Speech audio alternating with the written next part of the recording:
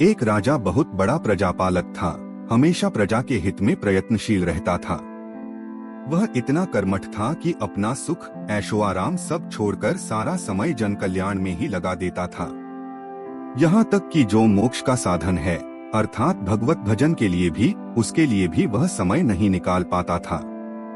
एक सुबह राजा वन की तरफ भ्रमण करने के लिए जा रहा था कि उसे एक देव के दर्शन हुए।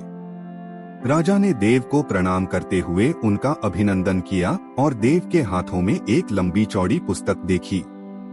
उनसे पूछा, महाराज आपके हाथ में यह क्या है? देव बोले, राजन यह हमारा बही खाता है जिसमें सभी भजन करने वालों के नाम हैं। राजा ने निराशायुक्त भाव से कहा, कृपया देखिए इस किताब में कहीं मेरा नाम भी है या नहीं। देव महाराज किताब का एक एक पृष्ठ उलटने लगे, परंतु राजा का नाम कहीं भी नजर नहीं आया। राजा ने देव को चिंतित देखकर कहा, महाराज आप चिंतित ना हो, आपके ढूंढने में कोई भी कमी नहीं है। वास्तव में ये मेरा दुर्भाग्य है कि मैं भजन कीर्तन के लिए समय नहीं निकाल पाता हूँ और इसीलिए मेरा नाम इस किताब नहीं है। उस दिन राजा के मन में आत्मग्लानि सी उत्पन्न हुई, लेकिन इसके बावजूद इसे नजरअंदाज कर दिया और पुनः परोपकार की भावना लिए दूसरों की सेवा करने में लग गए। कुछ दिन बाद राजा फिर सुबह वन की तरफ टहलने के लिए निकले। उन्हें वही देव महाराज के दर्शन हुए। इस बार भी उनके हाथ में एक पुस्तक थी। इस पुस्तक के रंग और आकार में बहुत भेद था और यह पहली वाली से काफी छोटी भी थी। राजा ने फिर उन्हें प्रणाम करते हुए पूछा, महाराज आज कौन सा बही खाता आपके हाथों में है? देव ने कहा, राजन आज के बही खाते में उन लोगों का नाम लिखा है जो ईश्वर को सबसे अधिक प्रिय हैं। राजा ने कहा, कितने भाग्यशाली होंगे वे लोग, निश्चित ही वे दिन रात भगवत भजन में लीन रहते होंगे। क्या इस पुस्तक में कोई मेरे राज्य का भी नागरिक है? देव महाराज ने बही खाता खोला और पहले पन्ने पर पहला नाम राजा का ही था। राजा ने आश्चर्यचकित होकर पूछा, महाराज मेरा नाम इसमें कैसे लिखा हुआ है? मैं तो मंदिर भी कभी कभार ही जाता हूँ। देव ने कहा, राजन इसमें आश्चर्य की क्या बात है?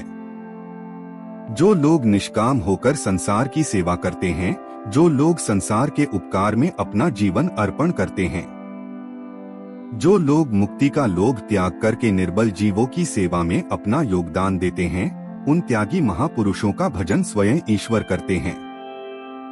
देव ने कहा, राजन तू मत पछता कि तू पूजा पाठ नहीं करता, लोगों की सेवा करके तू असल में भगवान की ही पूजा करता है।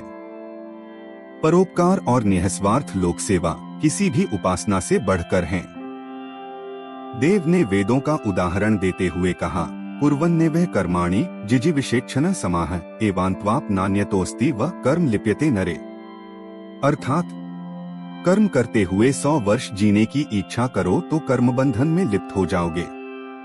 भगवान दीनदयालु हैं, उन्हें खुशामद नहीं भाती बल्कि आचरण भाता है। सच्ची भक्ति तो यही है कि परोपकार करो, दीन दुखियों का हित करो। अनाथ, विधवा, किसान व निर्धन आज अत्याचारियों से सताए जाते हैं। इनकी यथाशक्ति सहायता और सेवा करो और यही परम भक्ति है। राजा को आज देव के माध्यम से बहुत बड़ा ज्ञान मिल चुका था और अब राजा भी समझ गया कि परोपकार से बड़ा कुछ भी नहीं और जो परोपकार करते हैं वही भगवान के सबसे प्रिय होते हैं। मित्रों, जो व्यक्ति निःस्वार्थ भाव से लोगों की सेवा करने के लिए आगे आते हैं, परमात्मा हर समय उनके कल्याण के लिए यत्न करता है।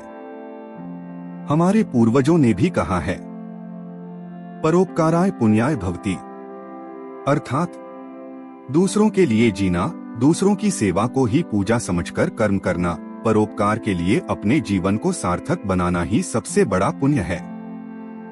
और जब आप भी ऐसा करेंगे तो स्वतः ही आप वह ईश्वर के प्रिय भक्तों में शामिल हो जाएंगे।